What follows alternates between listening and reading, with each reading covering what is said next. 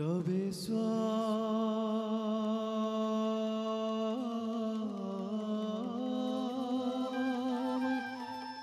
कारो विष्णु काम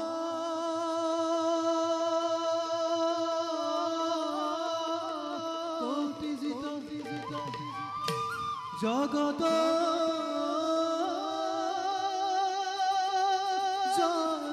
धाता धाता साधु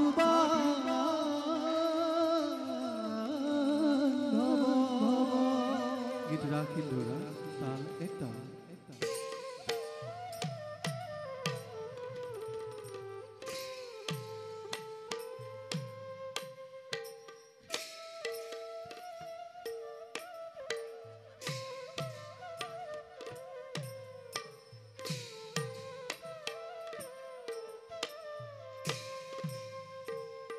आरे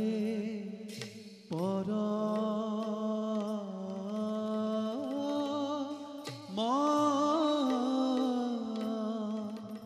पुरुष प्रभु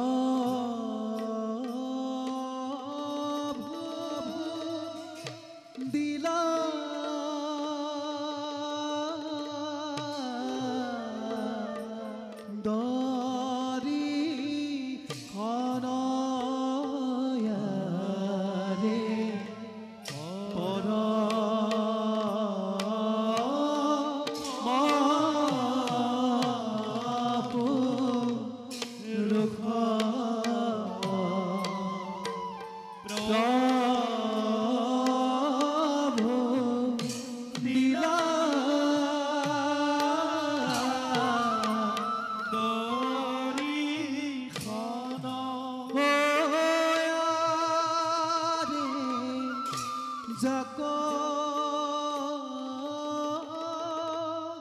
देखी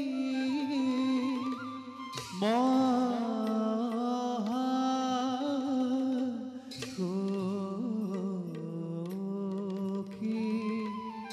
हुए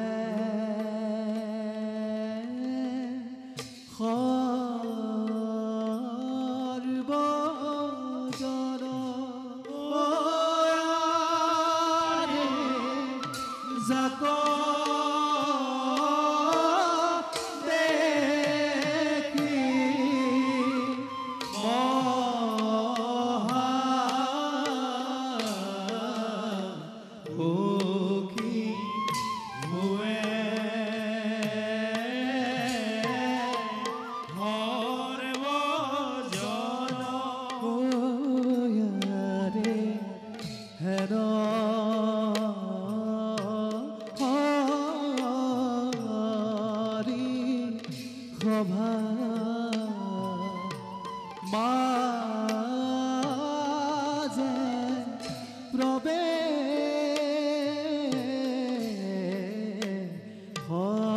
করিলা আরে হের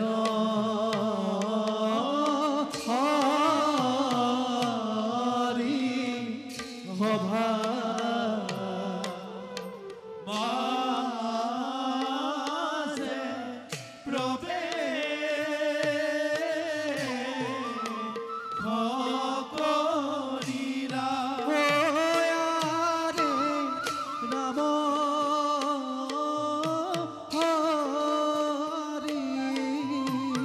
রাম হরি সর্ব জনে বুলারে রাম হরি রাম হরি সর্ব জনে বুলা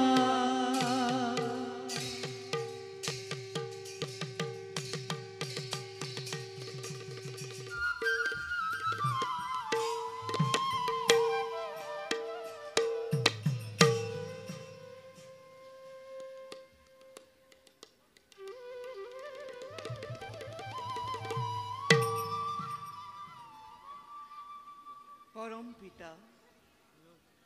অনাদি নিৰঞ্জনৰ ঈশ্বৰ আমি বিশ্ব ব্ৰহ্মাণ্ডৰ জীৱসমূহৰ পালনৰ গভীৰ দায়িত্ব কৰিছো বহন আমাৰ কৰুণাতে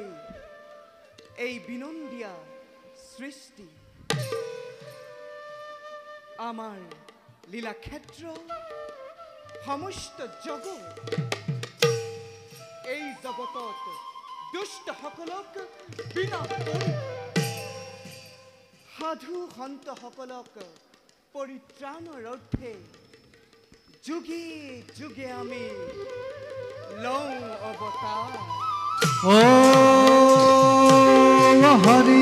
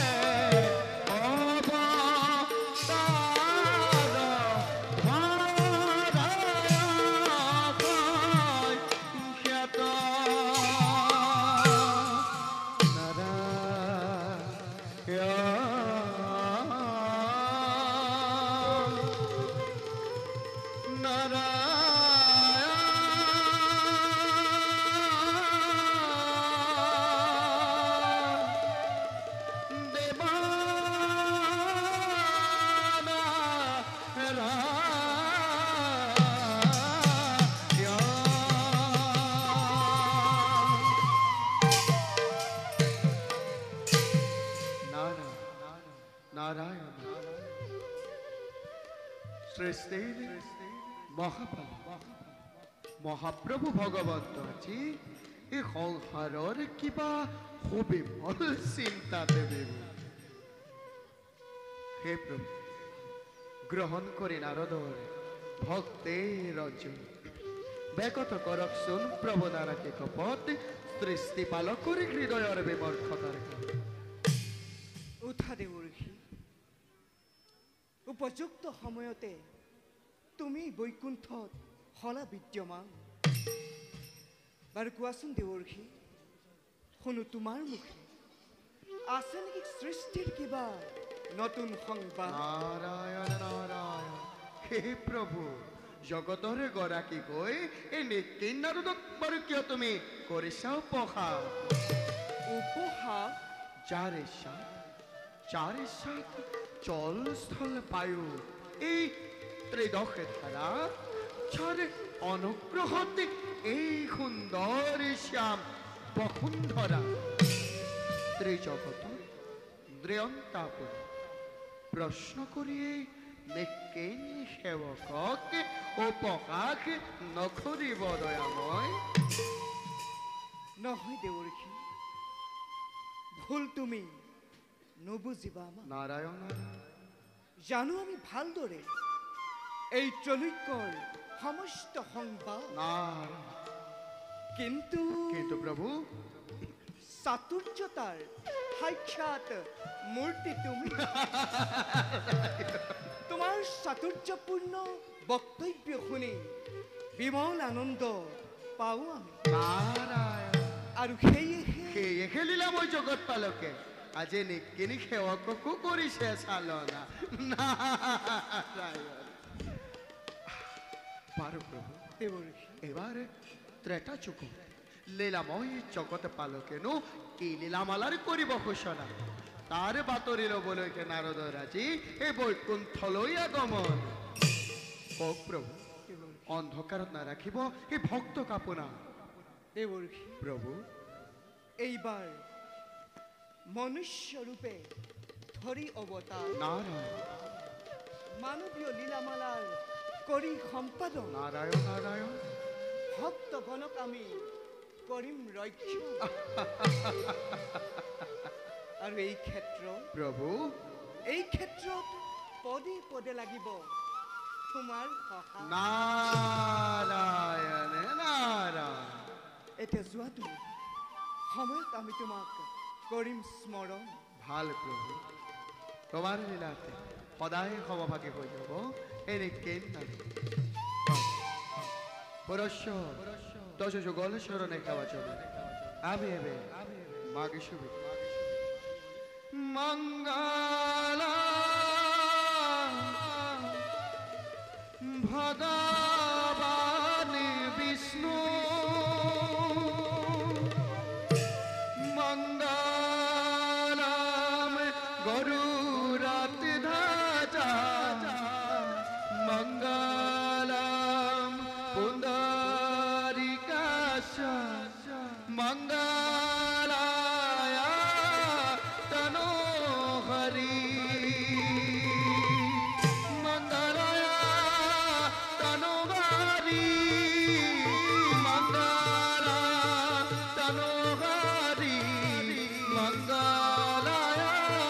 তনো হরি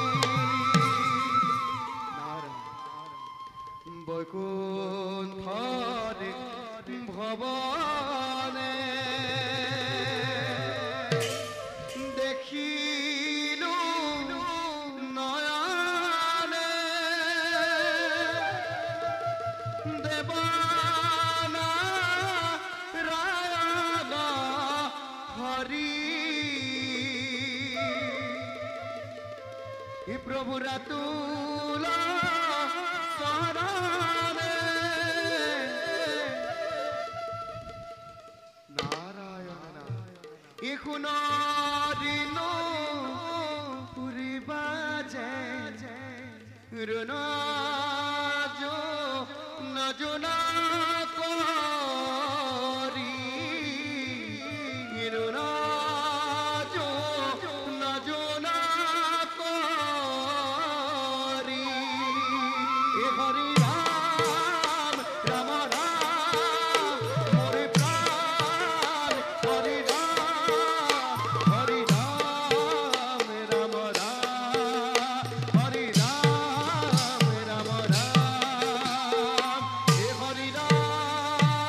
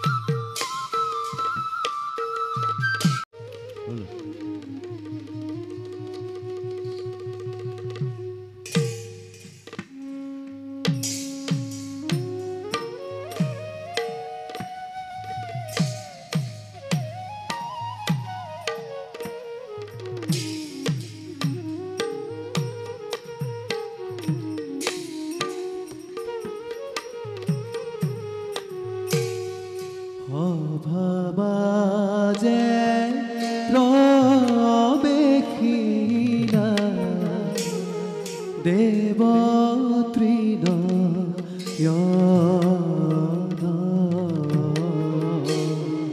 দেব তৃণ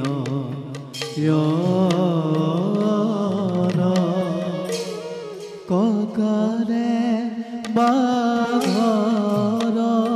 সাগ দেখিতে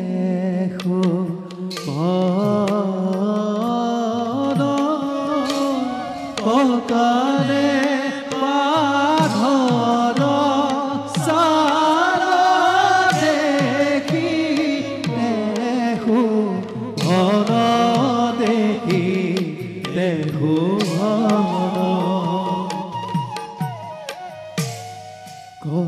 কতুক্ষণে পাইল গয়া কৈলাসী ঘৰ কৈলাসী ঘৰ হৰ হৰ মহাদেৱ গোদাবীৰণ তৰ হৰ হৰ মহাদেৱ গোদাবীৰণ তৰ বোলা নিৰন্তৰ নাগেন্দ্ৰ হারায় ত্রিলোচনায়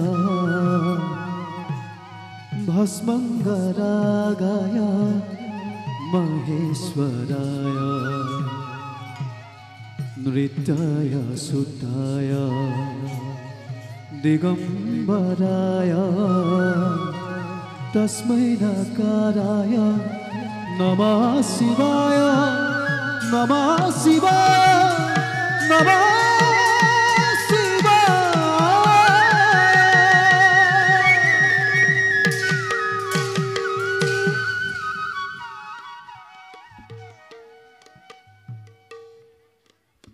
দিব্য শুভ্র জ্যোতিরে জ্যোতিষ্মান প্রকৃতির নান্দনিক সৌন্দৰ্যৰে মহিয়া কৈলাসৰ এই শুভ্ৰ শিখৰতে বাস কৰো জগতৰ ঈশ্বৰ আমি দৰিদ্ৰ শংকৰ পৰম ব্ৰহ্মই আমাক কৰিছে স্বজন জীৱ সংহাৰৰ বাবে সেয়ে অনাদিকালৰ পৰা সংহাৰৰ দায়িত্ব পালনেৰে সৃষ্টিৰ ভাৰসাম্যতা আমি কৰিছো ৰক্ষণ জিতেন্দ্ৰিয় আমি মহাদেৱ তথাপিতো ভক্তগণৰ আকুল আহ্বানে আমাৰ কঠিন হৃদয়তো কৰুণাৰ উদ্ৰেক কৰে ইপ্সিত বৰ প্ৰদান কৰি জাগতিক ইচ্ছা পূৰণ কৰু ভক্তগণ আজিও মত্যৰ এক ভক্ত মনোমত বৰ প্ৰদান কৰি কৈলাসত প্ৰত্যাৱৰ্তন আমাৰ এবে যাওঁ নৈমিত্তিক কাৰ্য কৰি সম্পাদন পাৰ্বতীৰ সমে কৰোগৈ নিৰ্গুণ হৰিৰ কথন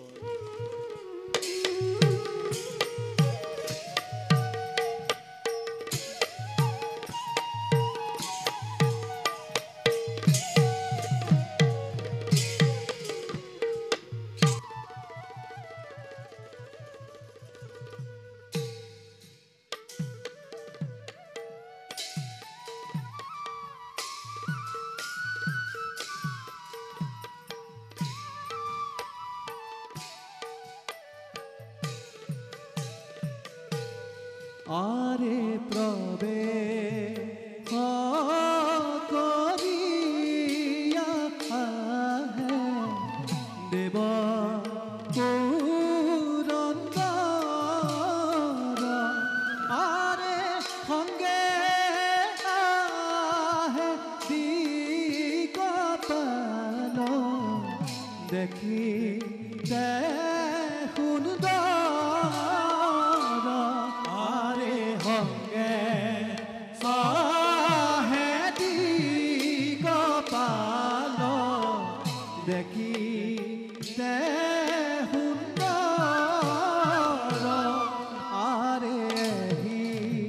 মতে পাইলা গয়া অভার ভিতর আরে রাম হরি বোলা নিরন্তর আরে রাম হরি বোলা নিরন্তর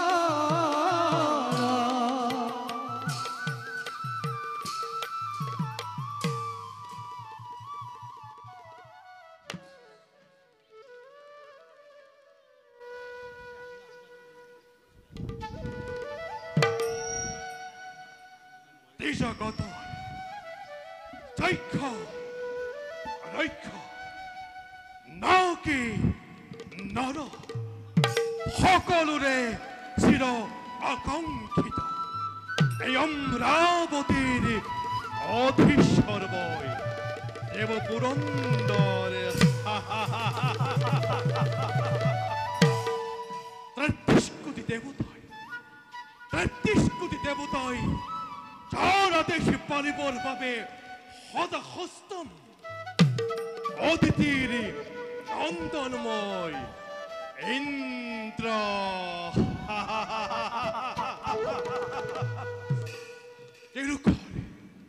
তেওঁলোকৰ সকলোবোৰ ঐক্য সম্পদৰ গৰাকীময় দেৱ শ্ৰেষ্ঠময় দেবেন্দ্ৰ দেখবাল আজি মোতকৈ সুখী মোতকৈ সমৃদ্ধিশালী আছে জানো অদ্য কৰোচোন এই ব্ৰহ্মাদেৱৰ সৃষ্টিটি এয়ে হেতু দেখবাল আমাৰ এই অমৰাৱতী হস্তগত কৰিবৰ বাবে দিতি আৰু তনুৰ নন্দন সেই দৈত্য দানৱবিলাকে বাৰে বাৰে বিস্তৃত কৰে দেৱতাৰ শান্তি এয়ে হেতু দেখবাল তুমি প্ৰতি মুহূৰ্ততে সতৰ্ক দৃষ্টি ৰাখিব চিৰ শত্ৰুষে দৈত্য আৰু দানৱৰ বাবে দেৱৰাজ তাৰ বাবে নিশ্চিন্তে থাকক আপুনি জানো আমি ভালদৰে কৰ্তব্য আমাৰ লাগে মাথো আপোনাৰ আদেশ সত্যক মুহূৰ্ততে কৰিম নিষেধ ধন্য দেখবাল অনেক সন্তোষিত বই তোমাৰ ঔৎসাহিত মানে অমৰাবতীৰ চতুৰ্দিকে সদা সৰ্বদা সতৰ্ক দৃষ্টি ৰাখিব তুমি চাবা যাতে শত্ৰুৰ আক্ৰমণৰ বাবে কতো যেন নাথাকে কাৰণ শত্ৰু অতি বেছি আৰু বলা যাওঁ আমি নৰ্তকীগণৰ পাশে উপভোগ কৰি তেওঁলোকৰ অনুপম নৃত্য গীতি ৰাস কাৰ্যৰ অৱসাদ দূৰ কৰোঁ আমি বলক দেৱৰাজ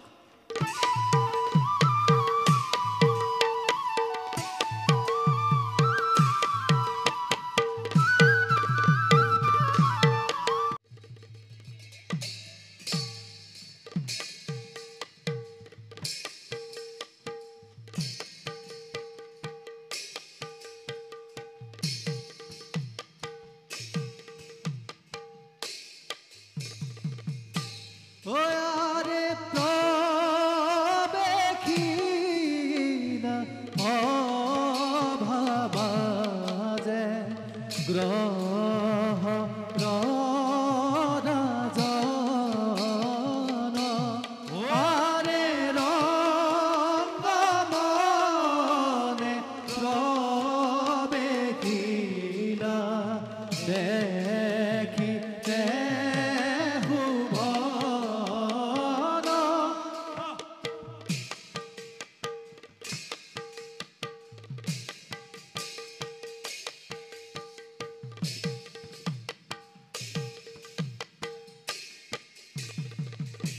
আৰে হিমতে পাইলা গয়া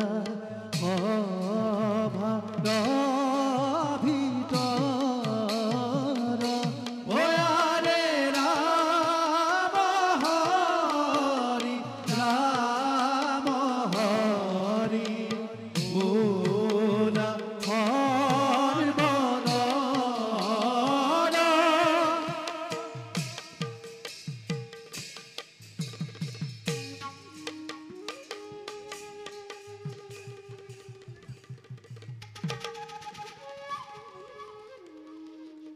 মই সমস্ত গ্ৰহৰ অধিপতি জগতৰ শ্ৰেষ্ঠ দেৱতা গ্ৰহৰাজ শনি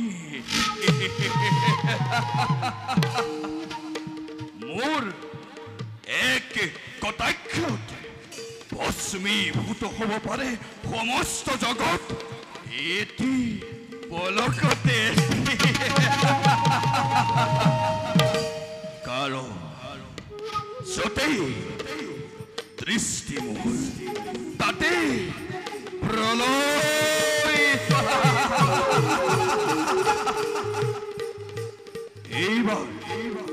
এইবাৰ দৃষ্টি মোৰ অযোধ্যা ৰাজ্য অহংকাৰী ৰাজা দশৰথ দৰ্প শূন্য কৰিবৰ বাবে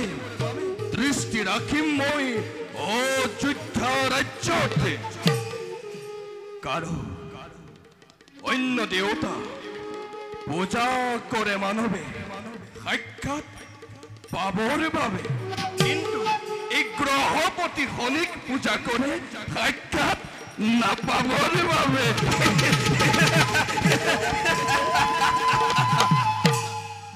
কাৰো য'তেই দৃষ্টি মোৰ তাতেই প্ৰলয় য'তেই দৃষ্টি মোৰ তাতেই প্ৰলয় য'তেই দৃষ্টি মোৰ তাতেই প্ৰলয় প্ৰলয় প্ৰলয়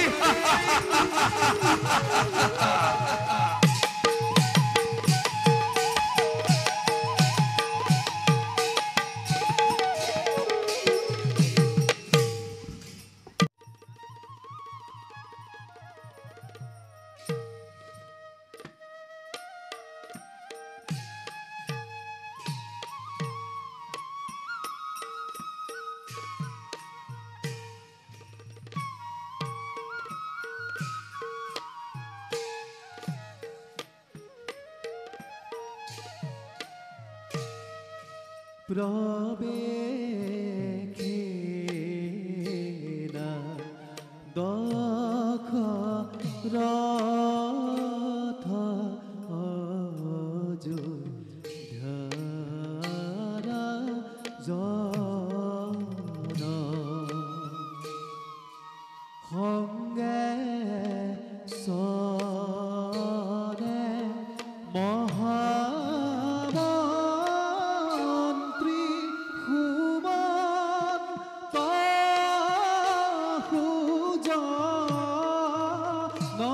সুজনয়ারে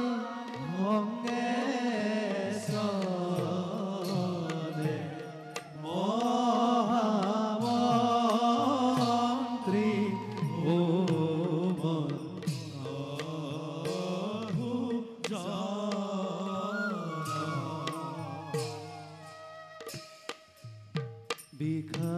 বিখাদিত মনে পাইলা সভার ভিতর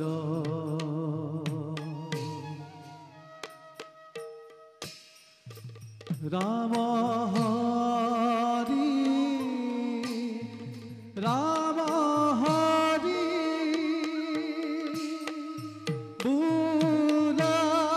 বুলাহর বানর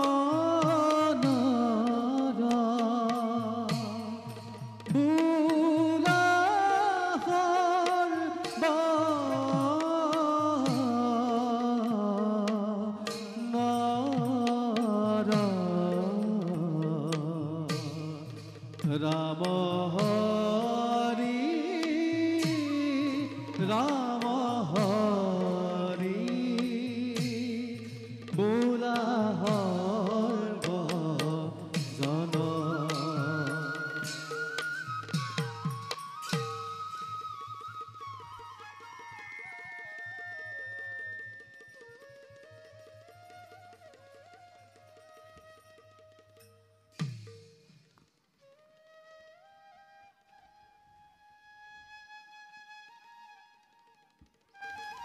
মন্ত্ৰীবৰ মহাৰাজ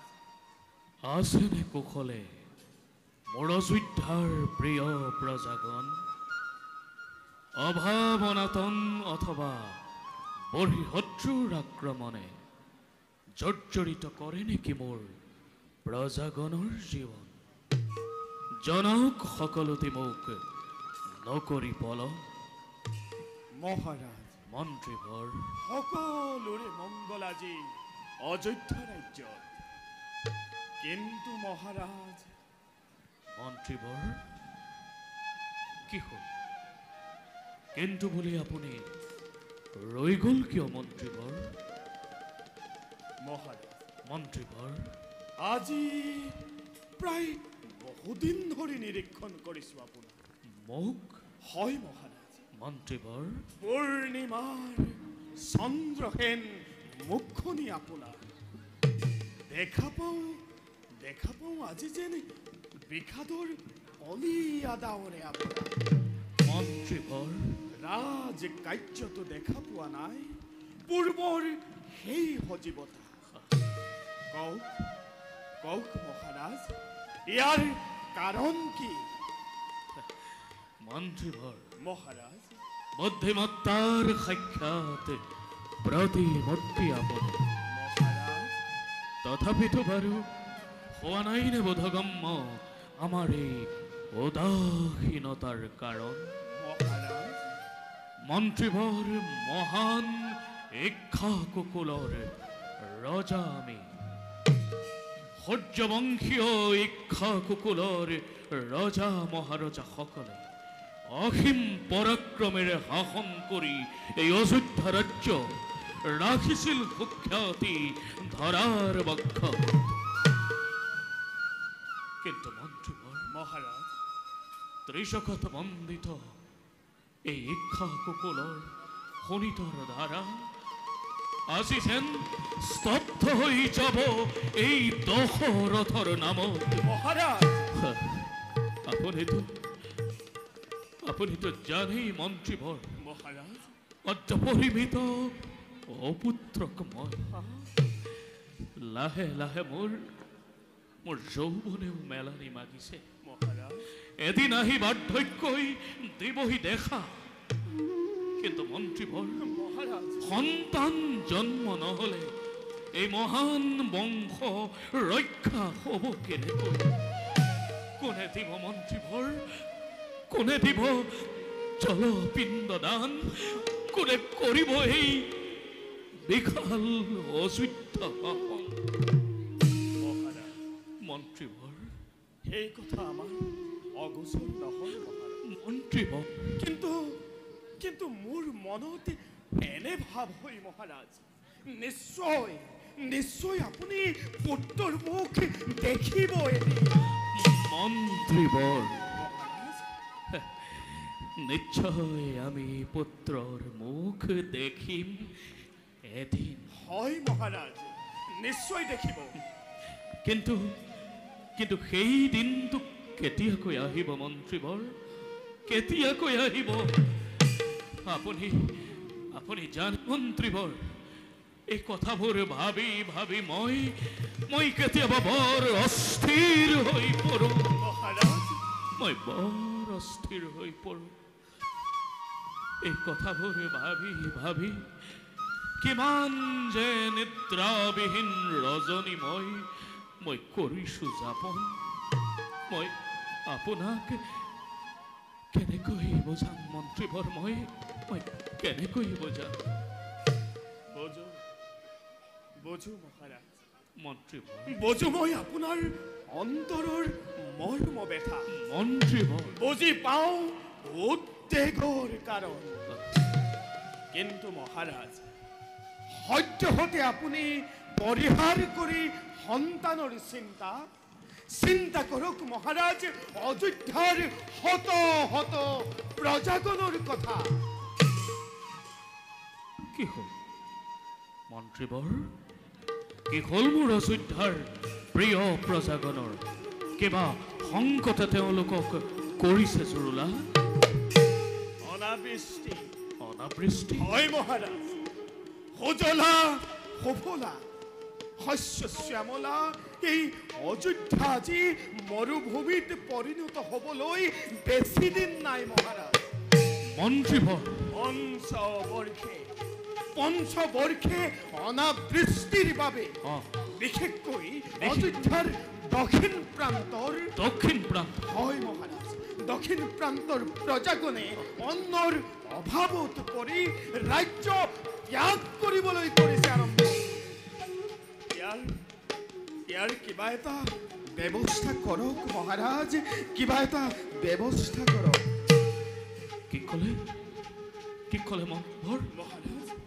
দক্ষিণ অযোধ্যাৰ আজি এনেকুৱা অৱস্থা। হয় মহাৰাজ। নাৰায়ণে নাৰায়ণ। প্ৰণাম দেৱঋষি। কল্যাণ মহাৰাজ সকল, মহামন্ত্ৰী সুমন্তৰ কথা সে একেবাৰে সঁচা। দেৱঋষি প্ৰজাগণৰ কথাটো দূৰৰে কথা, আজি দক্ষিণ অযোধ্যাত শুনিবলৈ নোপোৱা পশু পক্ষীৰ মাত। দেৱঋষি সকলোৱে তোমাকে ধিক্কাৰ দি সেই অযোধ্যা ত্যাগ কৰিছে চিৰদিনলৈ। ইয়াৰ কিবা এটা ব্যৱস্থা কৰা কিন্তু সূৰ্যবংশী ৰাজা দশৰথ, দেৱঋষি। অন্যথা অযোধ্যা নামৰ শ্মশানৰ ৰক্ষা সভা কি ক'লে দেৱঋষি? জন্মভূমি ত্যাগ কৰি মোৰ অযোধ্যাৰ প্ৰিয় প্ৰজাগণে, ত্যাগ কৰি পশু পক্ষীগণে ধিক্কাৰ দিছে এই ৰজা দশৰথক। নাৰায়ণ। এয়া মই কি কাৰ্য কৰিছো? মত্ত হৈ বিষয়ৰ ভোগ বিলাসত, উদ্বিগ্ন হৈ সন্তানৰ চিন্তাত নিজ সন্তান সদৃশ প্ৰিয় প্ৰজাগণক মই কৰিছো অৱহেলা। নাই দেৱঋষি, ইয়াৰ নিশ্চয় মই কৰিম প্ৰতিকাৰ। হে দেৱঋষি, মন্ত্ৰীবৰ ত্ৰিকালজ্ঞ আপুনি, নাৰায়ণ। দয়া কৰি কওক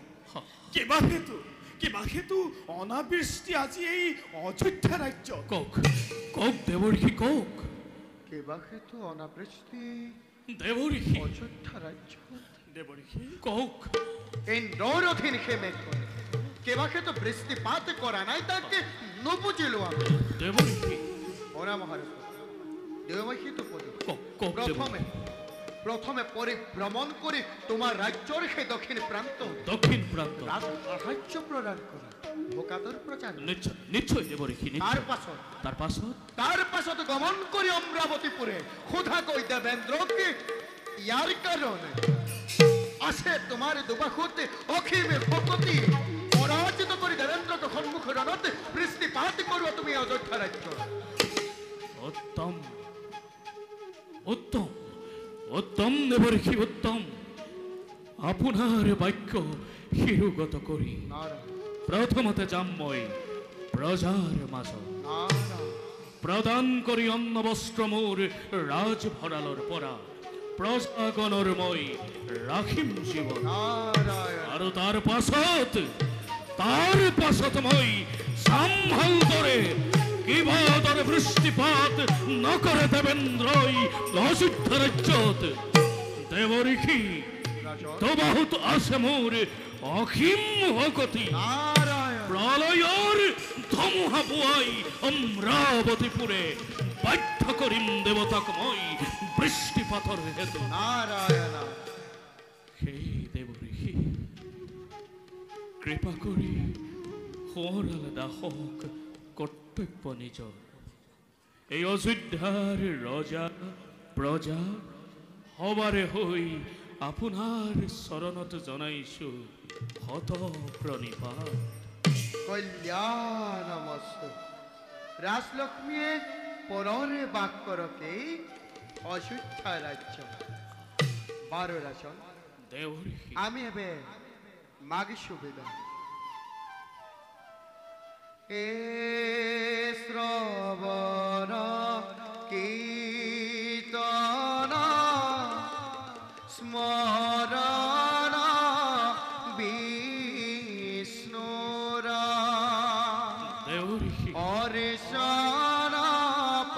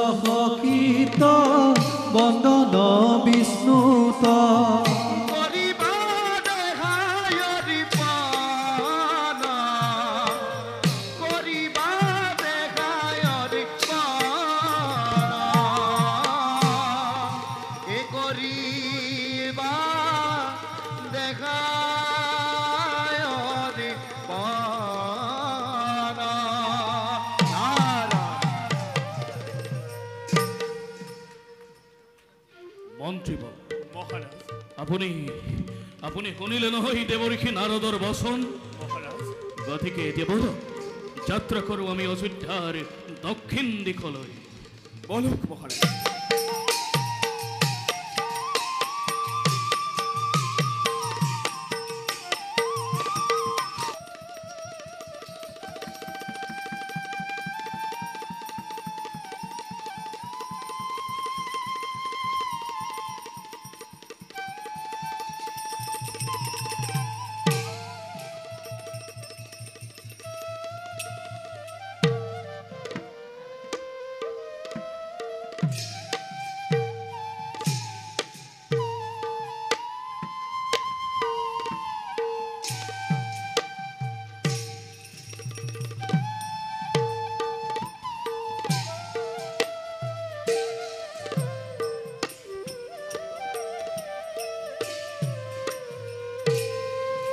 পুত্ৰ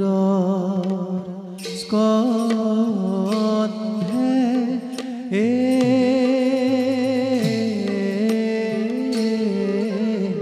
চৰি যাই অন্ধ মনি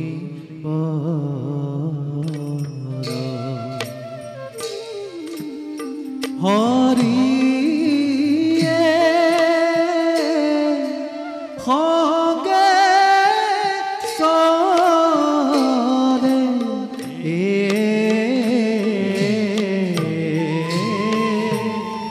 অন্ধ ভাৰ যা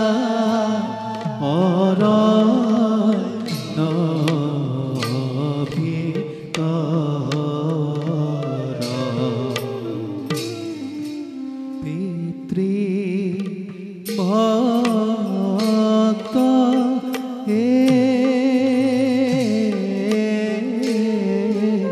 সিন্ধু মুনি গুণ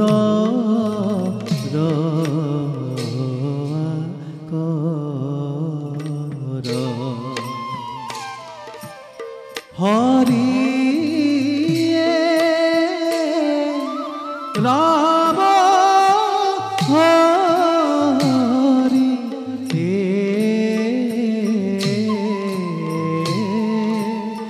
রাম হরি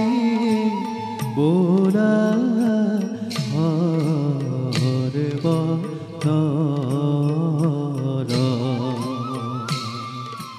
হরিয়ে রাম হরি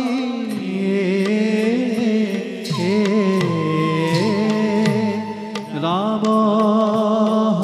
হরি বুলা হরব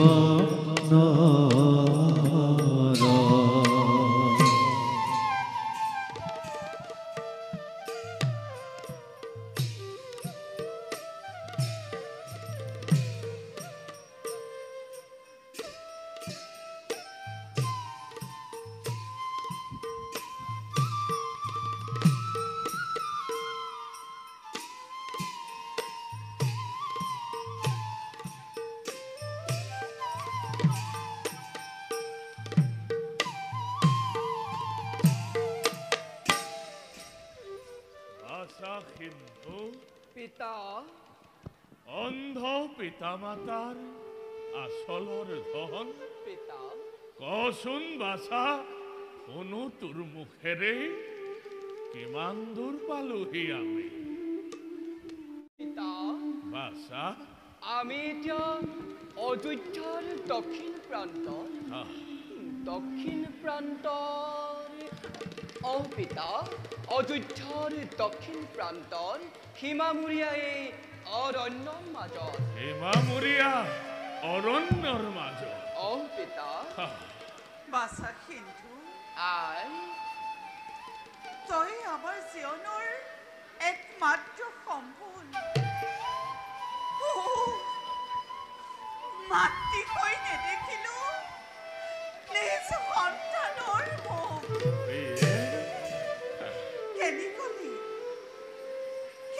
বুলি বাছা আই আচোন মোৰ বুকুৰ মাজলৈ আহ আই বাছা স্পৰ্শ কৰি তোৰ সুকোমল দেশ আই আনন্দ লঘুৱে নুশুনি মাতিয়ে বাছা মোৰ শুন আই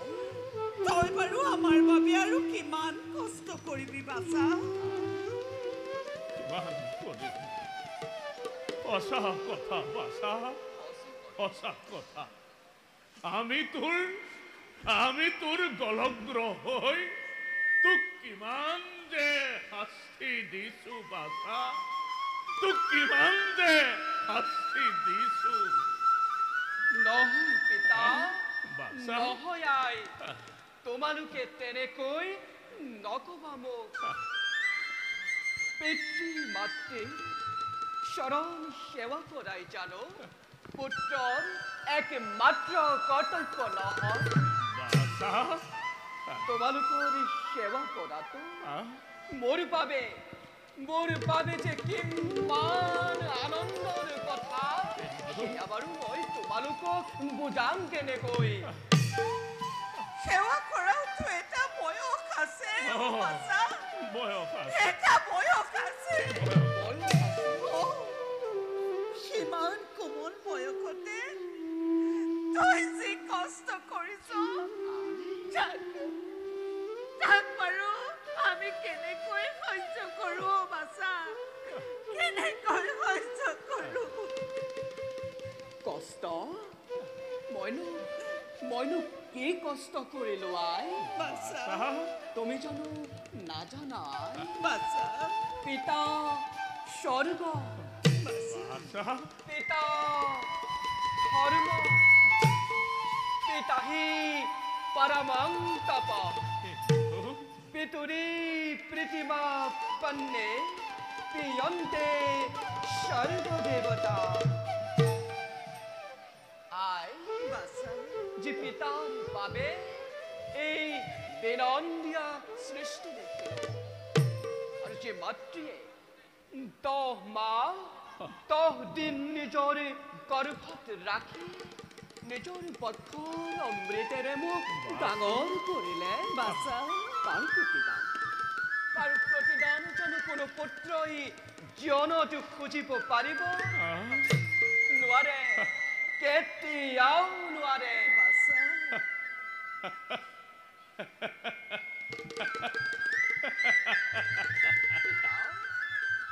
তই বৰ ডাঙৰ ডাঙৰ কথা কবলৈ শিকিলিও কিন্তু এৰা জীৱনেই শিকাইছে তোকে যি সময়ত তোৰ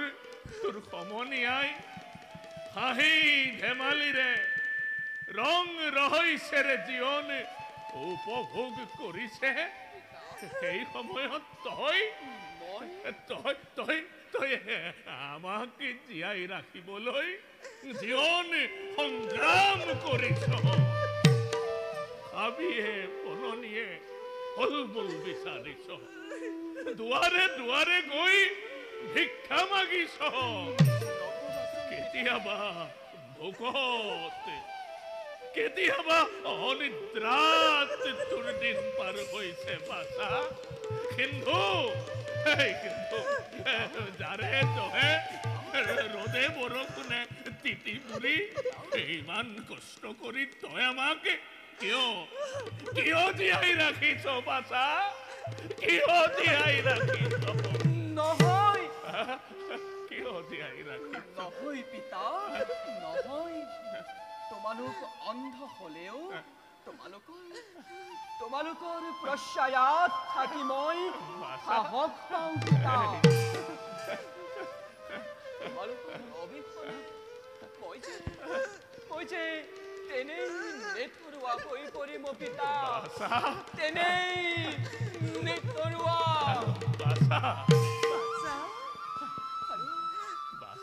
আৰু এই যে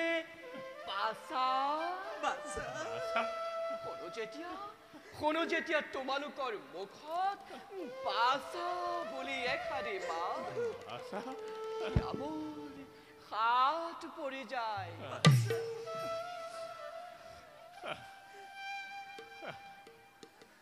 পিছে পিতা আৰু আই বাছা ব'লা এবে যাওঁ আমি নিজ লক্ষ্যস্থানে বল বল আহার ৰচোন বাছা পিতা ৰচোন তইতো কৈছিলি আমি এতিয়া অযোধ্যাৰ দক্ষিণ প্ৰান্তৰ সীমামূৰীয়া বনৰ মাজত বুলি ও পিতা কিন্তু কিন্তু কতা বাছা শুনা নাই কোনো পশু পক্ষীৰ মাত সন্ধিয়া নামি আহিল নেকি ধৰাৰ বুকুলৈ নহয় নহয় পিতা নহৈতো সন্ধিয়াৰ সময় বাছা পিতা পঞ্চবৰ্ষে অনাবৃষ্টিৰ বাবে দুৰ্ভিক্ষই দেখা দিছে আজি অযোধ্যা ৰাজ্যত দুৰ্ভিক্ষ পিতা ফল মূল অন্নৰ অভাৱত সকলোটি এৰিছে ৰাজ্য আৰু নালাগে প্ৰজাসকলৰ লগতে বনৰ পশু পক্ষীও দেশান্তৰ হৈছে প্ৰজাসকলে আজি কৰিছে গঞ্জনা যে মহাৰাজ দশৰথৰ বাবে ৰাজ্যত ঘটিছে এনে ঘোৰ অমংগল বাছা সিন্ধু আমাৰ শ্ৰীফলা আশ্ৰমত হৈছে নেকি ফল মূলৰ অভাৱ প্ৰিয়ে মোৰ শ্ৰীফলাশ্ৰমত হোৱা নাই ফল মূলৰ অভাৱ তথাপিতো আজি মোৰ মনত লাগিছে বেজাৰ ৰাজা দশৰথৰ এনে কুকৰ্মৰ বাবে অযোধ্যাৰ শান্তি প্ৰিয় প্ৰজাগণে ভুগিছে নিকাৰ ঠিক ঠিক দশৰথ ঠিক তোৰ জীবনে পবিত্ৰ ইক্ষাকুকুলতে জন্ম গ্ৰহণ কৰি অপবিত্ৰতাই কৰিলি বংশ দুবালি নৰকতই উপৰি পুৰুষক কিয় দশৰথ কিয় তই অদ্যাপিও ৰাজদণ্ড ধৰি আছ হাতত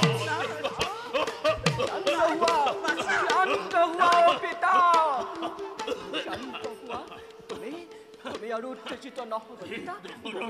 ব'লা পিতা এতিয়া আমি নিজ আশ্ৰমে যাওঁ বল বাছা বল ঠিক দশৰথ ঠিক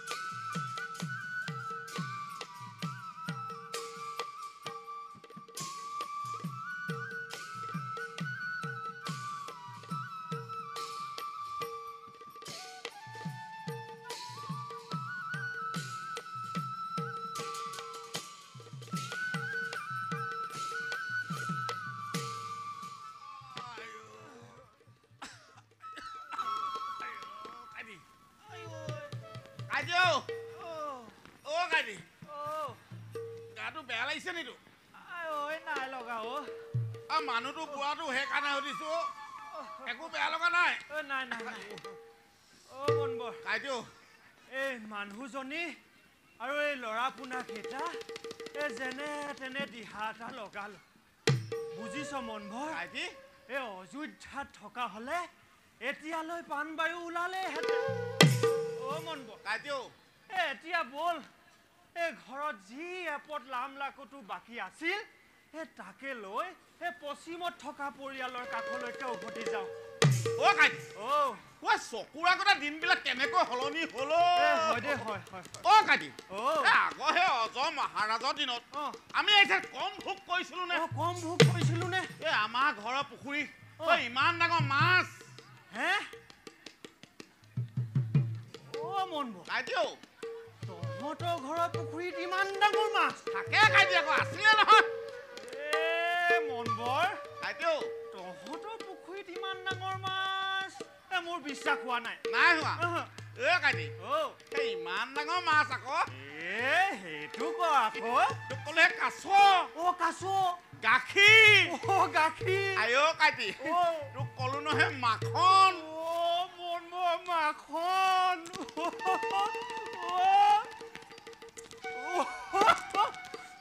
মনবৰ কাইটিও মনবৰ কাইটি তোৰতো মনত আছে এই আমাৰ ঘৰৰ পাছফালৰ ফল মূলৰ বাৰীখনৰ কথা আছে মই গৈছো নহয় কাইটি মনবৰ কাইটিও তোক ক'লো নহয় আমাৰ ফল মূলৰ বাৰীখনৰ ফল ইমান ডাঙৰ ইমান ডাঙৰ ইমান ডাঙৰ কাইটি পাৰিলে মই গৈছিলো ইমান ডাঙৰ ফল নাথাকে নহয় মনবৰ ইমানটো সেইটোকে কয় আকৌ তোক ক'লো নহয় ফল মূল পকি গছৰ তল ভৰি থাকে মনবৰ কাইটিও সেইবোৰ আমি নেখাওঁ পেলাই দিওঁ বুজিছ এটা মিছাকে কৈছ তই সঁচাকে কৈছো গছৰ একেবাৰে সতেজ ফলে খাইছিলো বুজিছ মনবৰ কাইটিও বৰ দিন যেন কলে গলৈ কাইটি সকলোবোৰ মহাৰাজে দশৰথৰ কাৰণে হৈছে বুজিছ নাই দশৰথৰ কাৰণে এই আগৰ সেই অজয় মহাৰাজে অতি কমেও এমাহৰ দুমাহৰ মূৰে মূৰে আহি এই প্ৰজাসকলৰ সুখ দুখৰ খবৰ লয় এই ওজৰ আপত্তিবিলাক নিজ কাণে শুনে অভাৱে হওক বা দুখী বিচাৰে হওক ঠাইতে সমাধান এইজনলে কি চাবা প্ৰজাৰ সুখ দুখৰ খবৰ বাদেই ৰাজ্যত কি ঘটিছে খবৰ এটা ল'বলৈ আহৰি নাই এই নিজৰ সেই ৰূপতী ৰাণী কেইজনীৰ লগতে ব্যস্ত সেইকাৰণে কাইটি পাপ হৈছে এই মহাপাপ আৰু কাইটি বুজিছে নাই সেইকাৰণে খাব খুজিবলৈ পিণ্ড দিবলৈ আজিলৈকে সন্তানটো হোৱা নাই মনে মনে থাকচোন মনে মনে থাক এইবোৰ কথা কেনেবাকৈ ৰজা কাণত পৰিলেগৈ আমাৰ দুটা লেঠাৰে ছিগিব বুজিছ একে কোবে সেই জমা আলহী হ'বগে লাগিব বুজিছ মাৰিলেও মাক কাটিলেও কাটক এতিয়া কম সুখত আছো নে পিতৃ পিতামহৰ ৰাজ্যখন এৰিবলৈ পাই কম বেজা লাগিছে নে সেইটো আমিহে বুজিছো কাটি যোৱা 5 বছৰে অনাবৃষ্টিৰ ফলত তোৰ মোৰ নিচিনা ভগনীয়া প্ৰজা খবৰটা ল'বলৈ মহাৰাজে হৈ পালে নাই কালি সেই অজান্তি মুলুকত এই গাঁৱৰ মানুহখিনিৰ সৈতে পৰিয়ালটো থৈ আহিছো যদি আমি সময়ত গৈ নাপাওঁ আমাৰ আটাই মোক খাই জীৱ যাব বুজিছ মনবৰ কাইটিও এতিয়া আমি যাওঁ বল বল বল বল বল বল বল বল মনবৰ কাইটিও আছাম এইফালে মনবৰ কাইটি তোক মই বহু দিনৰ পৰা এই কথা এটা সুধিম বুলি ভাবি আছিলো বুজিছ কাইটি ক আজি সময় সুবিধা মিলিছে তোক সুধিয়ে পেলাও দে সুধোনে তই মহে আছো কথাটো সুধিবলৈ কিবা লাজ লাগিছে কাইটি কি লাজ লাগিছে তই মহে আছো কৈ দে আকৌ ঘপককৈ মনবৰ কাইটিও সুধোনে সুধ কাইটি তই আকৌ বেয়া পাবি নেকি কাইটিও মই বেয়া পোৱা মানুহ নহয় সুধিয়ে পেলাও দে ক কি এইটো কি এইটো আকৌ এইটো পৰিয়াল কিমান হ'ল কাইটি মোৰ পৰিয়াল একেবাৰে নদন বদন নহয় কি কলি নদন বদন মনবৰ কাইটিও নদন ডাঙৰ নে বদন ডাঙৰ সেইটো নহয় মোৰ পৰিয়াল আহল বহল হয় কাইটি আহল বহলকৈ চিন্তা কৰিলো পৰিয়ালৰ কথা হয় নেকি প্ৰথম যদি কলা আনিলো কলা সেইজনী তিনিটা খাইটি হাতলৈ গৈছিলো এজনী দেখিলো নহয় গাখীৰৰ নিচিনা বগা তাত যদি হেন্দু অকণ দি দিয়ে তোক কৈছিলো গালখন দেখিবলৈ কেনেকুৱা লাগে কাইটি সেইজনী ভাগৰ তিনিটা মানে আকৌ এজনী আনিলি কাইটি সেইজনীয়ে হোৱা নাই আকৌ এজনী আনিলো নহয় কৃষ্ণ কৃষ্ণ কৃষ্ণ কৃষ্ণ অ' কাটি অ সেইজনী কেইটা জানো নাই অ কেইটা 3টা আধা হে অ প্ৰথমজনী 3টা দ্বিতীয়জনী 3টা আধা অ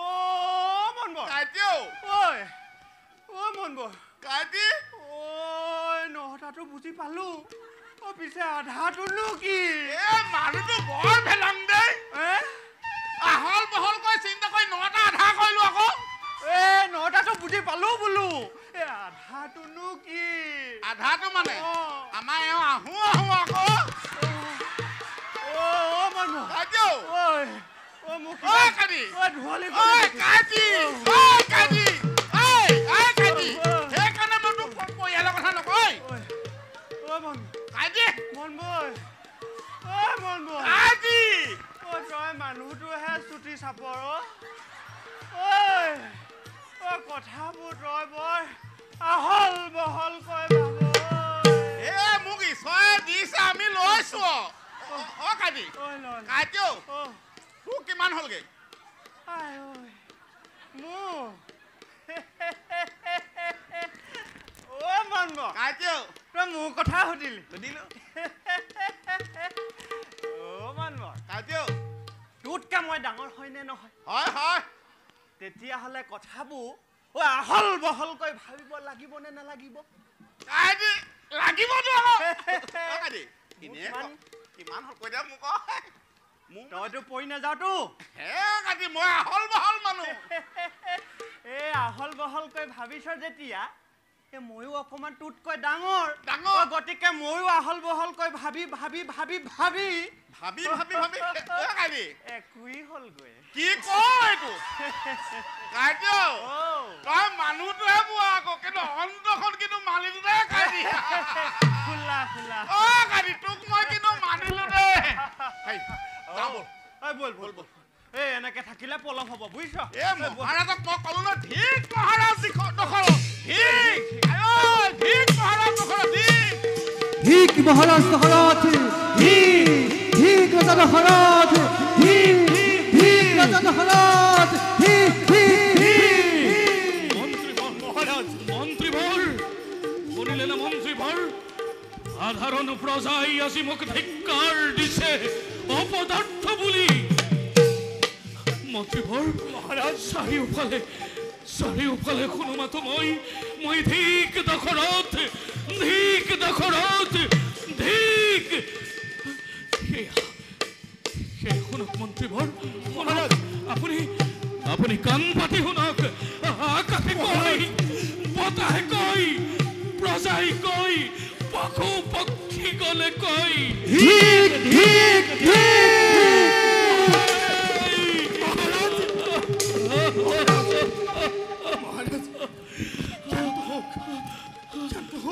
মন্ত্ৰীবৰ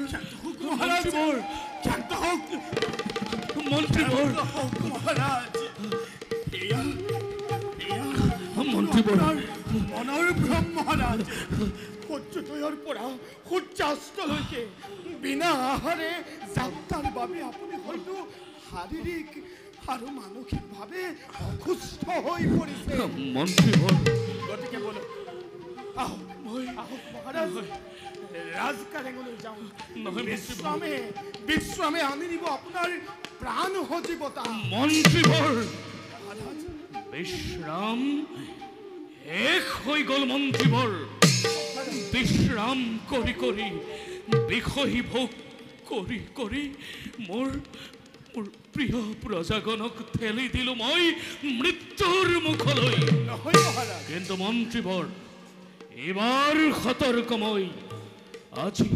এই অপরাহ্ন বেলাতেই যাত্রাগ্রীম মই অমরাবতীপুরে প্রথমতে বিনয়ের সুধিম দেবেন্দ্রক বৃষ্টিপাত করিবনে নকরে মোর অযোধ্যা রাজ্যত আৰু যদি হয় প্ৰয়োজন শিৱ সংহাৰণ মূৰ্তি ধাৰণ কৰি পৰাস্ত কৰি দেৱতাক সন্মুখ ৰণত বাধ্য কৰি মই বৃষ্টিপাতৰ হেতু মন্ত্ৰীবৰ আপুনি আপুনি যাওক মন্ত্ৰীবৰ, আপুনি যাওক। মোৰ অবৰ্তমানত আপুনি ভালদৰে পালিব প্ৰজাক। যাওক যাওক ভাল মন্ত্ৰীবৰ, যাওক। মই এতিয়া আহিলোঁ।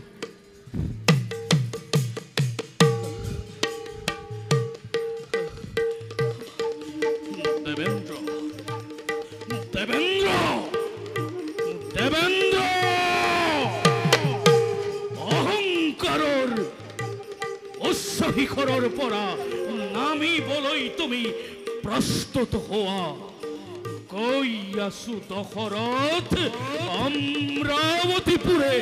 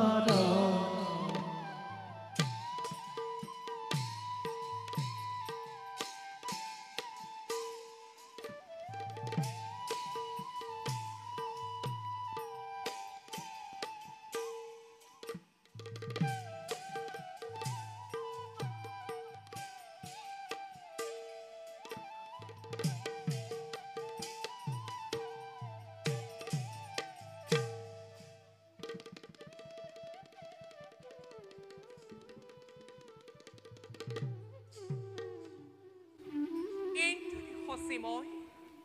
স্বৰ্গৰ ৰাণী ত্ৰৈলোক্যৰ শ্ৰেষ্ঠ সম্পদৰ গৰাকী দেবেন্দ্ৰ মোৰ স্বামী। জগতৰ সকলো নাৰীৰ ঈৰ্ষাৰ কাৰণ মই, কাৰণ মই হলো ইন্দ্ৰাণী শচী। কিন্তু এটা কথা মই নুবুজো স্বামী,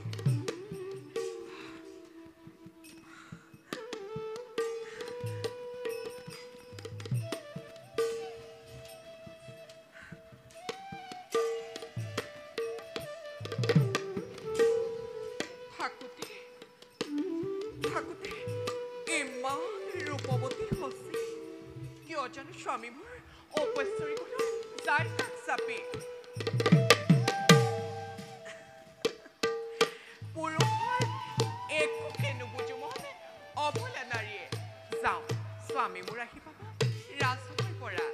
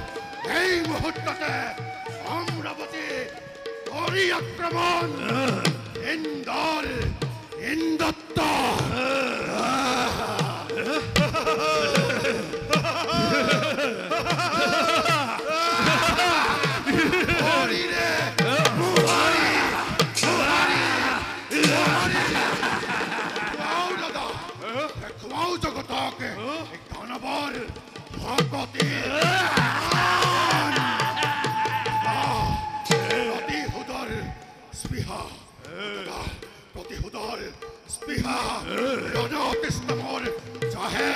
প্ৰবল বেগেৰে ওলা ওলা ওলা দাদা এই মুহূৰ্ততে আক্ৰমণ কৰো অমৰাৱতীপুৰ দেবেন্দ্ৰ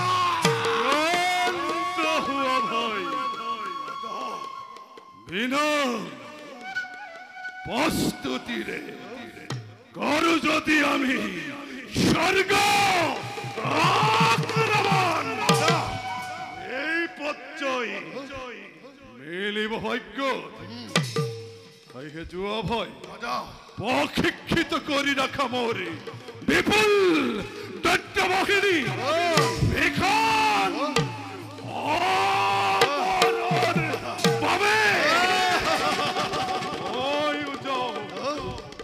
মহাদেবক দষ্ট করিবরে পারে কঠোর তপস্যারে দষ্ট করি মহাদেব লভিলৌ মই মনুমত পর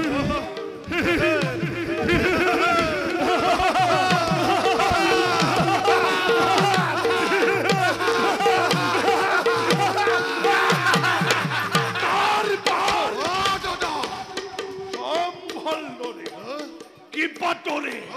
স্বর্গপর রাখে দেবেন্দ্রই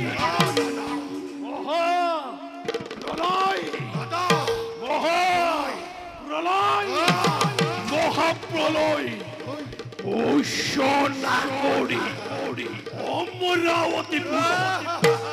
এ ভাই হেদি প্রথম দেবতা মর্তর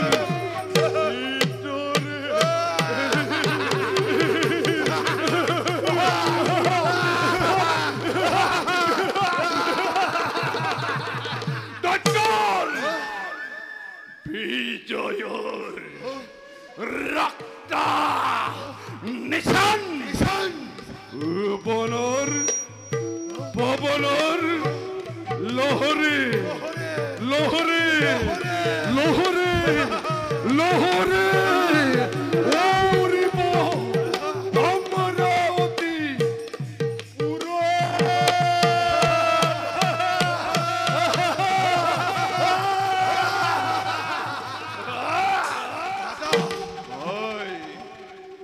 যদি তোমাক এই মহাদেৱে অনুমত বৰ প্ৰদান নকৰে তেতিয়া তেতিয়া তুমি কি কৰিবা দাদা তেতিয়া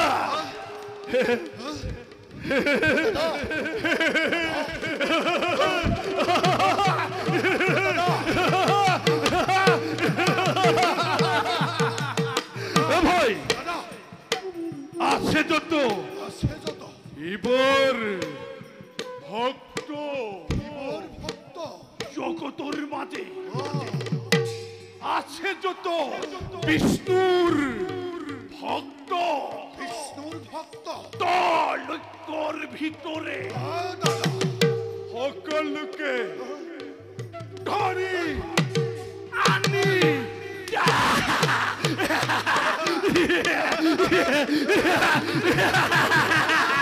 জ্বলন্ত অগ্নিত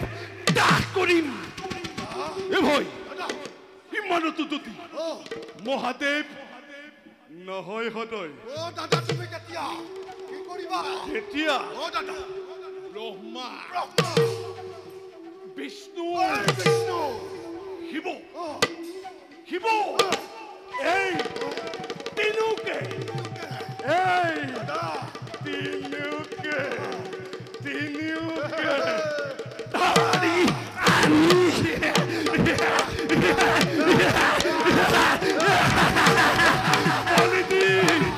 পলিটি যজ্ঞকুণ্ড মই হম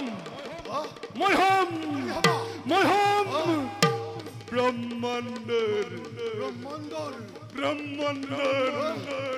জাগ্ৰত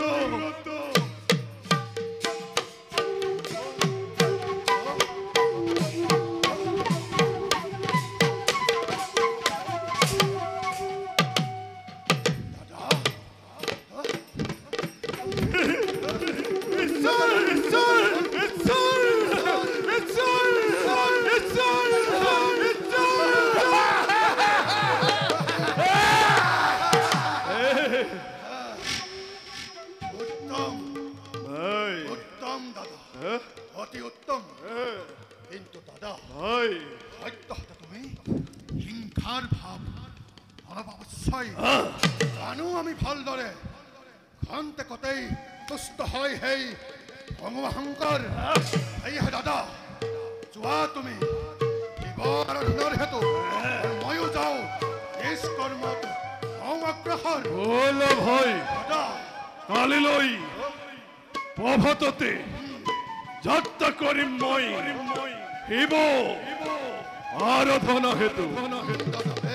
ওম নমঃ শিৱায় নমঃ শিৱায় হৰ হৰ মহাদেৱ হৰ হৰ মহাদেৱ মহাদেৱ মহাদেৱ মহাদেৱ মহাদেৱ মহাদেৱ মহাদেৱ মহা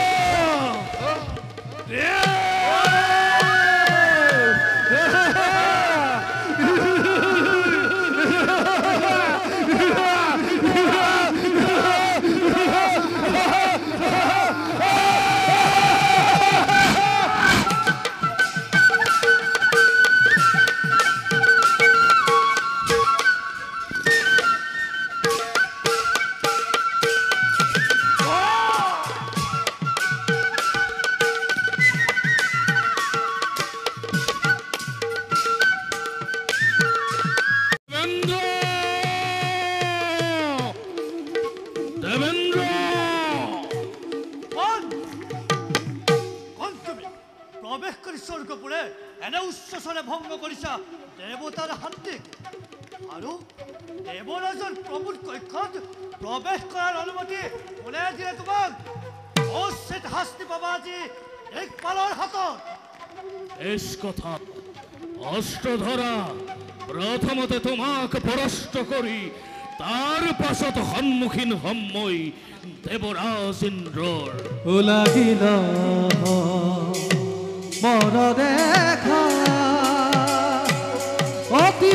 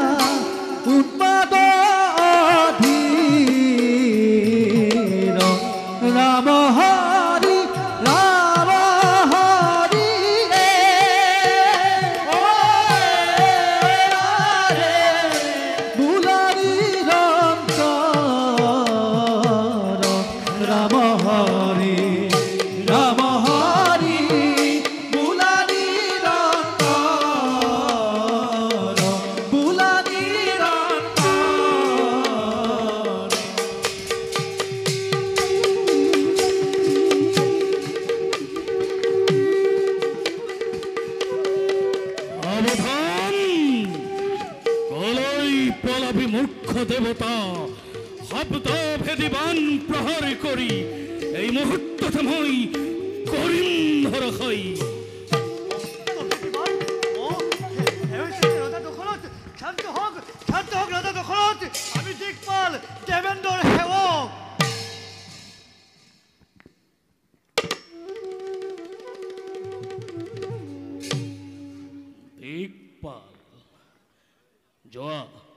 যোৱা দিকপাল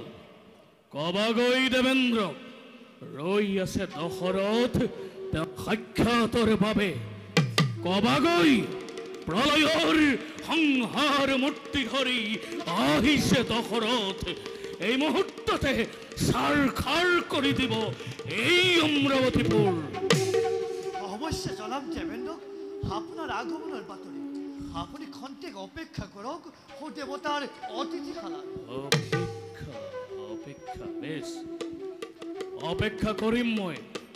কিন্তু ক্ষণিকৰ বাবে কবাগৈ দেবেন্দ্ৰক ধৈৰ্যশ্ৰুতি নঘটাইছেন এই ৰজা দশৰথৰ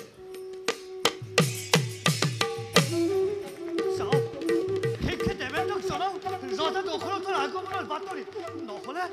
দশৰথ নামৰ এক প্ৰচণ্ড বিপৰ্যয় ধুমুহাই স্বৰ্গপুৰ কৰিব ধ্বংস দেৱৰাজ দেৱৰাজ দেৱৰাজ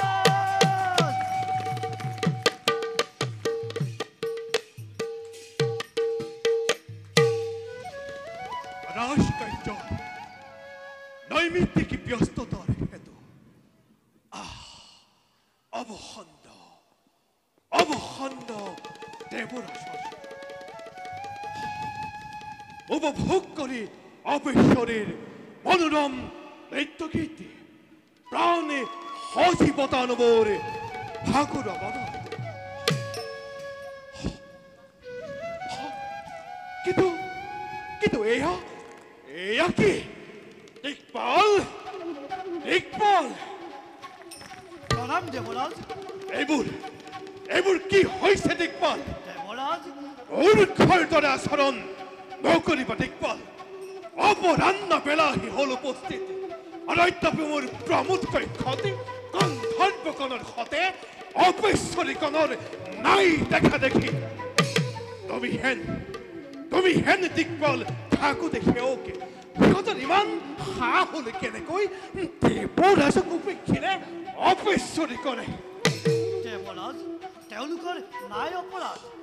আপোনাৰ মনোৰঞ্জনৰ কৰোঁতে ব্যৱস্থা আগমিলে স্বৰ্গপুৰে দশৰথ অযোধ্যাধিপতি বৰ্তমান অপেক্ষাৰত তেওঁ দেৱতাৰ অতিথিশালাত আপোনাৰ সাক্ষাতৰ বাবে তেওঁ জনাইছে প্ৰাৰ্থনা দিকপাল দেৱৰাজ প্ৰমোদৰ সময়তে কাকো নকৰে সাক্ষাৎ এই দেৱ পুৰন্দৰে আৰু নিখিনো মই দশৰথ নামধাৰী কোনো মৈত্ৰৰ নিপুতিকে পৰাক্ৰমী শস্যবংশী দশৰথ মৈত্ৰী নিপতি প্ৰধান জানে তেওঁ সপ্তভেদিবা কি কৰা দিকপাল জানে তেওঁ সপ্তভেদিবা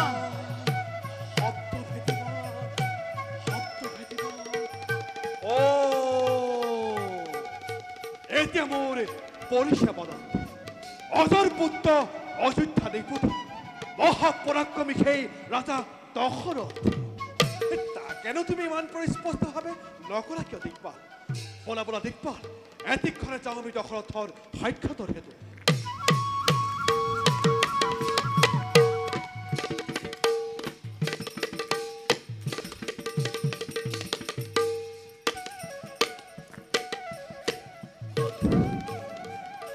গ্ৰহণ কৰি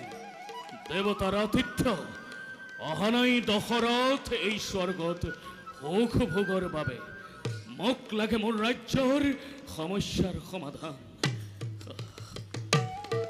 মহান ইক্ষাকুকুলৰ নিপতি ৰজা দশৰথ দেৱৰাজে আপোনাকে জনাইছে প্ৰণিপাত প্ৰতি নমস্কাৰ দেৱৰাজে কৰিব গ্ৰহণ বাৰু কওকচোন হে মৈত্ৰৰ নিপতি প্ৰধান কিবা দৰে দেৱেন্দ্ৰই আপোনাকে কৰিব সাহায্য সাহায্য হয় ৰাজন অনক দেৱৰাজ কওক ৰাজন দেৱতাৰ সাহায্য মোৰ নাই প্ৰয়োজন মাত্ৰ আপুনি মোক কওক কিবা হেতু আপোনাৰ অধীনস্থ মেঘগণে পঞ্চবৰ্ষে বৃষ্টিপাত কৰা নাই মোৰ অযোধ্যা ৰাজ্যত শুনক আপুনি শুনক দেৱৰাজ আজি জলৰ অভাৱত আজি অন্নৰ অভাৱত মোৰ ৰাজ্যৰ দক্ষিণ প্ৰান্তৰ প্ৰজাগণে ভুঞ্জিছে নিকাৰ দেশান্তৰ হবলৈ কৰিছে আৰম্ভ গতিকে গতিকে নকৰে যদিহে আপুনি ইয়াৰ যোগ্য প্ৰতিকাৰ তেনেহলে জানিব অমংগল সন্নিকট আছে এই অমৰাৱতীপুৰৰ। যথাৰ্থতে ক্ৰোধে স্বাভাৱিক আপোনা, কিন্তু হে মত্যৰ নিপতি প্ৰধান। এই ক্ষেত্ৰত দেৱৰাজে বিনয়েৰে নিজৰ ৰক্ষাবতা কৰি দেৱৰাজ হয় ৰাজন। ৰোহিণী নৈত্যতে গহপতি খনিৰ পূৰ্ণ দৃষ্টি হেতু বৃষ্টিপাত কৰা নাই মেঘকণে আপোনাৰ ৰাজ্যত। সেয়ে হেতু ৰাজন আপুনি মন কৰি গহপতি খনিৰ পাশে অনুৰোধৰ সুমধুৰ বচনেৰে ব্যাহত কৰক খনিৰ পূৰ্ণ দৃষ্টি ৰোহিণীৰ পৰা।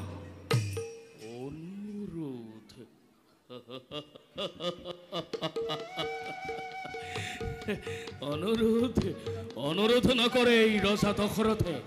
গ্ৰহপতি শনি বুলি মই নকৰো পূজন। দবাহুত আছে মোৰ অপাৰ শক্তি। পৰাজিব পাৰো শনি দেৱতাক মই সন্মুখ ৰণত। নিশ্চয় ৰাজন। বাৰু এবে মই মাগিছো বিদায়। এই মুহূৰ্ততে সাক্ষাৎ কৰোগৈ মই গ্ৰহপতি শনি। যাওক ৰাজন।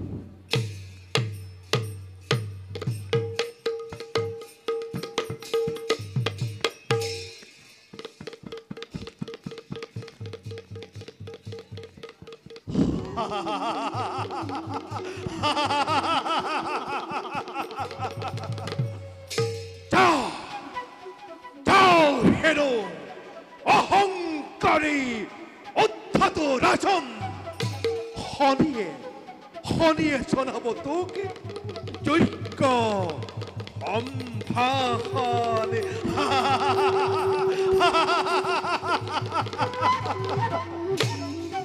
বলা দেখব অপেশ্বরীর নৃত্য গীত আমি করুগৈ উপভোগ। দেৱৰাজ দেখবাল খুৰা খুৰা যদি নাথাকে লগত আনন্দ লভিব জানো কেৱল অপেশ্বৰীৰ নৃত্য গীতত?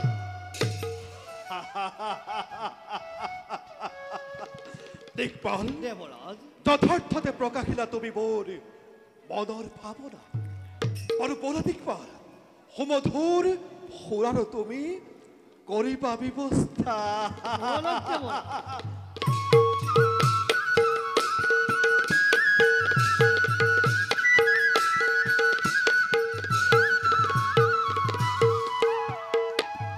ও হৰি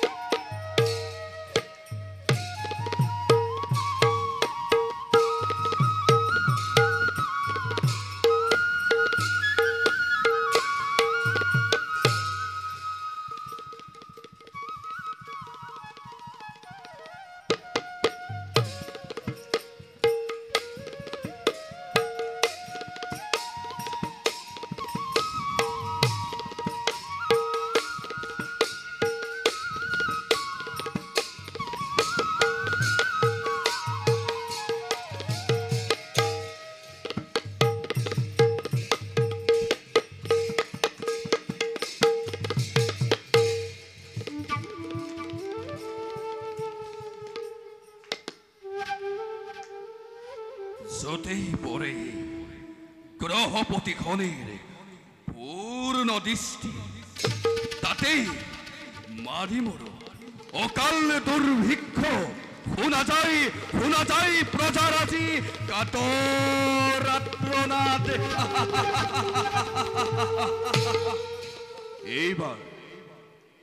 এইবাৰ দৃষ্টি মোৰ ৰোহিণী নক্ষত্ৰত, আৰু সেয়ে বৃষ্টিপাত হোৱা নাই আজি অযোধ্যা ৰাজ্য। কাৰণ অযোধ্যাৰ নিপতি ৰাজা দশৰথে কেতিয়াও কৰা নাই এই শনিক পূজন।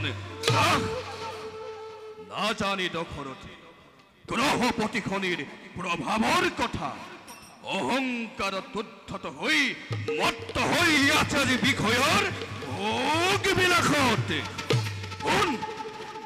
শুন হেৰো সত্যাভিমানী মদমত্ত ৰাজা দশৰথে, যিদিনালৈকে তই এই গ্ৰহপতি শনিৰ নপকিবি হৰণ, এই দিন পৰ্যন্ত বৃষ্টিপাত নহব তোৰ অযোধ্যা ৰাজ্যত। তোক আৰু তোৰ প্ৰজাগণক মই আৰু সান্তনা ভোগোৱা। তই এই শনিক কৰিবি পূজন, বুজি পাবি ভালদৰে মত্যৰ মানৱ গ্ৰহপতি শনিৰ মহাত্মা। কাৰণ যতেই দৃষ্টি মোৰ তাতেই প্ৰলয় প্ৰলয় প্ৰলয়। শনি দেৱতা, শনি দেৱতা, শনি দেৱতা। কোনে মোক শ্ৰদ্ধাপূৰ্বক কৰিছে সম্বোধন? শ্ৰদ্ধা? সঁচাকৈ শ্ৰদ্ধাৰ পাত্ৰ হোৱাহেঁতেন অজৰ পুত্ৰ দশৰথৰ পৰা পালাহেঁতেন শ্ৰদ্ধাৰ শতকৃতাঞ্জলি। ৰাজা দশৰথ অযোধ্যাৰ নিপতি। গ্ৰহপতি, পিছে কোৱা কিয় আহিলা গ্ৰহপতি শনিৰ পাশে? আত্মপৰিচয় দিবলৈ। আত্মপৰিচয় দিব? আত্মপৰিচয় দিব। অজৰ পুত্ৰ অযোধ্যা নিপতি ৰাজা দশৰথ আজি আকৌ আত্মপৰিচয়ৰ কি বা প্ৰয়োজন? আছে, প্ৰয়োজন আছে গ্ৰহপতি, প্ৰয়োজন আছে। অন্যায়ৰ বিৰুদ্ধে প্ৰজাৰ কল্যাণৰ বাবে অজৰ পুত্ৰ দশৰথে কিমান ভয়ংকৰ মূৰ্তি ধাৰণ কৰিব পাৰে তাৰ পৰিচয় দিবলৈ আহিছো। তুমি মোক ভীতি প্ৰদৰ্শন কৰিছা ৰাজা? প্ৰদৰ্শন কৰা নাই দেৱতা, প্ৰমাণ দিবলৈ আহিছো। মাত্ৰ তুমি মোক কোৱা, ৰোহিণী নক্ষত্ৰৰ পৰা তোমাৰ পূৰ্ণ দৃষ্টি কেতিয়া ব্যাহত হব? এই গ্ৰহপতি শনিৰ নিজ ইচ্ছাধীন গ্ৰহপতি আৰু এক সামান্য মানৱৰ ভীতি প্ৰদৰ্শনত গ্ৰহপতি শনি নিজ লক্ষ্যৰ পৰা কেতিয়াও নহয় বিচলিত। গ্ৰহপতি, যোৱা ৰাজা যোৱা, শনিৰ পূৰ্ণ দৃষ্টিৰ পৰা আঁতৰি যোৱা। যাৰ পূৰ্ণ দৃষ্টিত স্বয়ং শিৱ পুত্ৰ গণেশৰ হৈছিল মুণ্ডপাত, তেনেস্থলত মত্যৰ মানৱ হৈ বীৰত্বৰ পৰকাষ্ঠা নকৰা প্ৰদৰ্শন। গ্ৰহপতি, যেতিয়ালৈকে নাপাম মোৰ প্ৰশ্নৰ সঠিক সমিধান তেতিয়ালৈকে প্ৰত্যাৱৰ্তন অসম্ভৱ মোৰ। বেশ তেন্তে অহংকাৰী উদ্ধত ৰাজন গ্ৰহপতি শনিৰ কুপদৃষ্টিত পৰি জ্বলি পুৰি ভস্ম হতৈ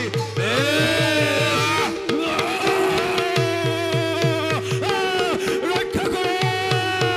জ্বলি যাই পুৰি যাই মোৰ সমগ্ৰ শৰীৰ কোন কোন আছা, ৰক্ষা কৰা। সাৱধান গৃহপতি, গৰুৰ নন্দন জটায়ুৰ বৰ্তমানত অন্যায় কদাপিতো নোৱাৰা কৰিব। উঠা ৰাজা দশৰথ, শনিৰ পূৰ্ণ দৃষ্টিময় কৰিলো গ্ৰহণ। উঠা দশৰথ উঠা, জাগা দশৰথ জাগা। সাৱধান, সাৱধান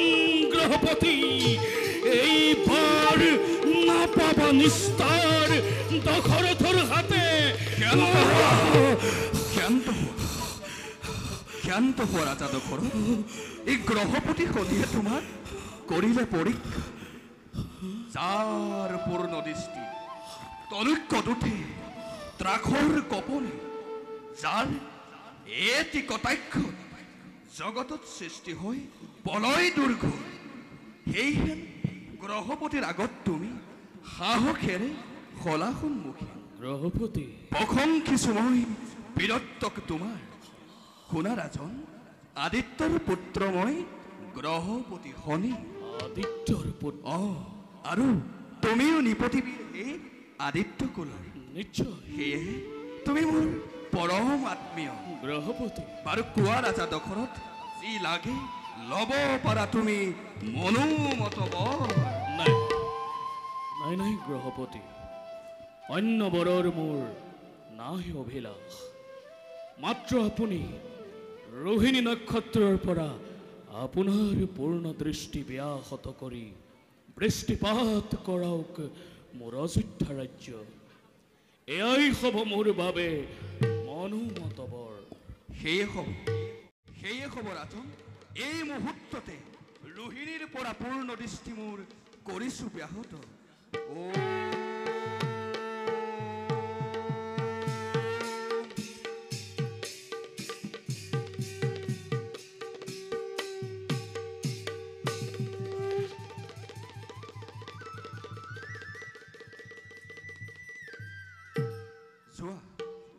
যোৱা ৰাজা দশৰথ আজিৰ পৰা মুখলধাৰে বৃষ্টিপাত হ'ব তোমাৰ অযোধ্যা ৰাজ্য আৰু ময়ো যাওঁ নিজ কৰ্তব্যত মই হওঁ অগ্ৰসৰ ভাল গ্ৰহপতি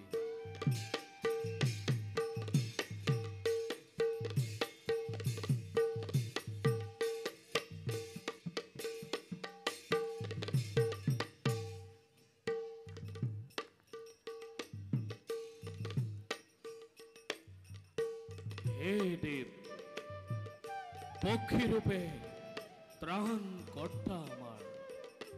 দয়া কৰি ৰাখিলা তুমি আমাৰ জীৱন দিয়া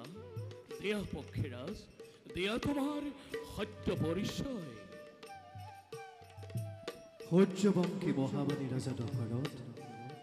নাম মোৰ জটায়ু গৰুৰ নন্দন জ্যেষ্ঠ ভাই সম্পাতি পক্ষীৰ ৰজা বিষ্ণু চিন্তি পালি আছে পক্ষীকুলৰ সকলোটি প্ৰজা জটায়ু তাৰ মানে তুমি জটায়ু বিনতাৰ নাতি হয় ৰাজন পিতৃয়ে তোমাৰ প্ৰভু বিষ্ণুৰ বাহন ৰূপে ৰাখিছে সুখ্যাতি হে মোৰ ত্ৰাণ কৰ্তা বিপদৰ বন্ধু আহা আজি সন্তে বন্ধুত্বৰ দোলেৰে দুয়োকে বান্ধো চিৰদিনলৈ অতিশয় আনন্দৰ কথা আহা দুয়ো আমি কৰো আলিংগন আহা বন্ধু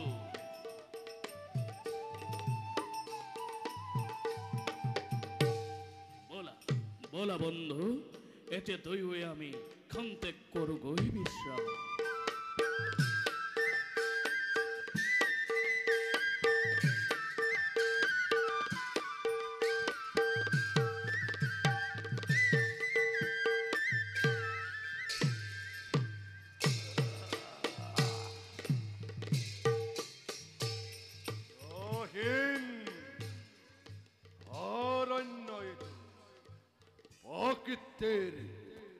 অনুহস্থান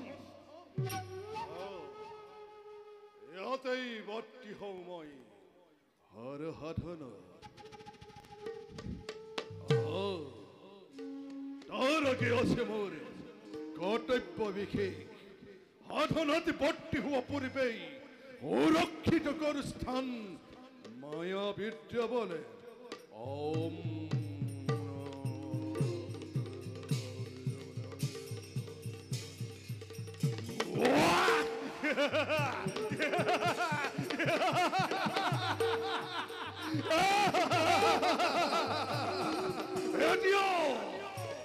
ইন্দ্ৰ দেৱগণে নোৱাৰ ভংগ কৰিব তপস্যা মোৰ একমাত্ৰ চিৰ আকাংক্ষিত মহেশ্বৰৰ বাদে আগে যদি কোনোজন তপস্যাৰ স্থলীলৈ মুহূৰ্ততেই জ্বলি ভস্মীভূত হব এতিয়া বৰ্তি হওঁ সাধনাত মোৰ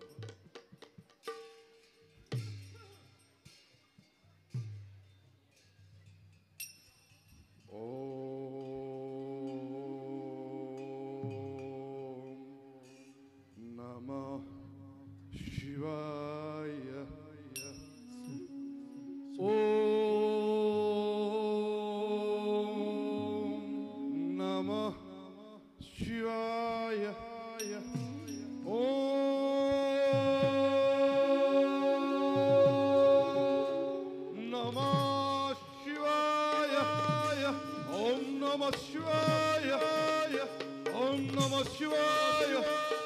Om Namah Shivaya. Om Namah Shivaya.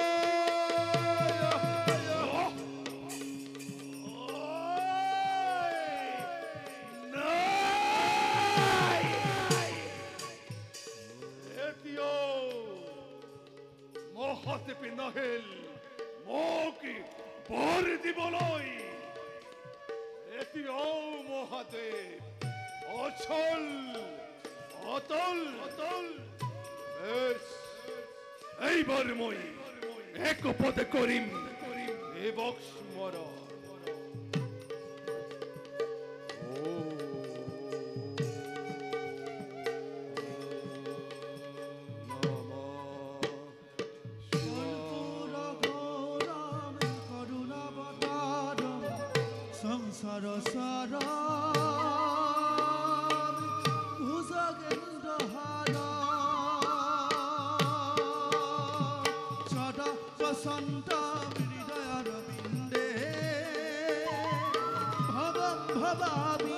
Sahitam Namami, Bhavam Bhavavi, Sahitam Namami, Om Namah Shivaya, Om Namah Shivaya, Om Namah Shivaya, Om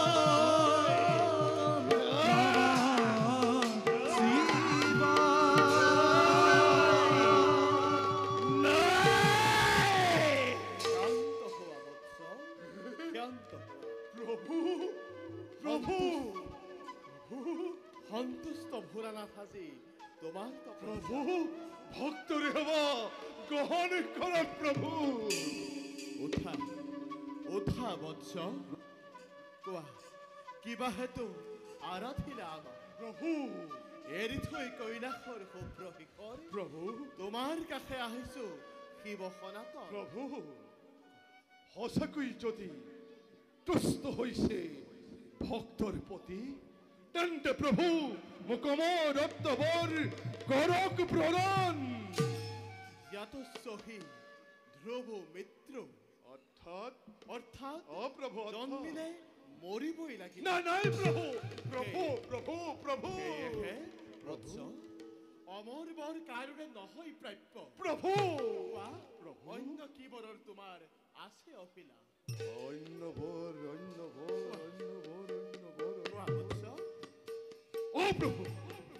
এইবার করক প্রদান হৌজন মই দলকর বিদয় তথা হবা তুমি দলক্য বিজয় প্রভু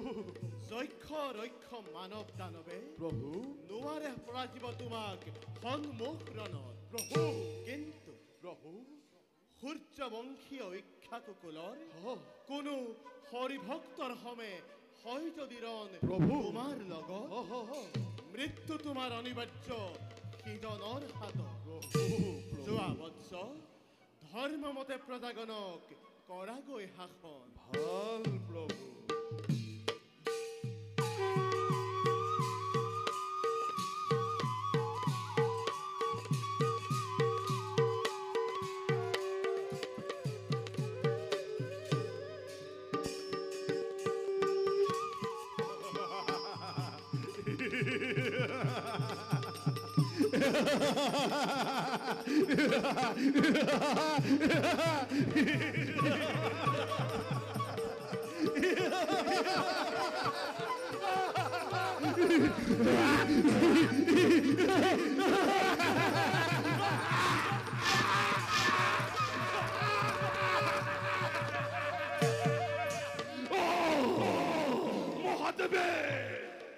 মহাদেবে পদারিলে বকে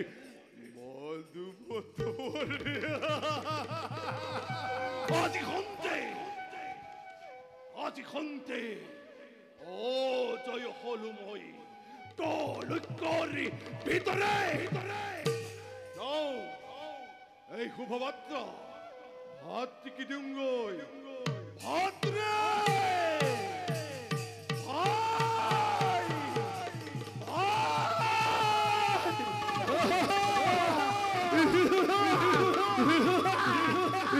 ও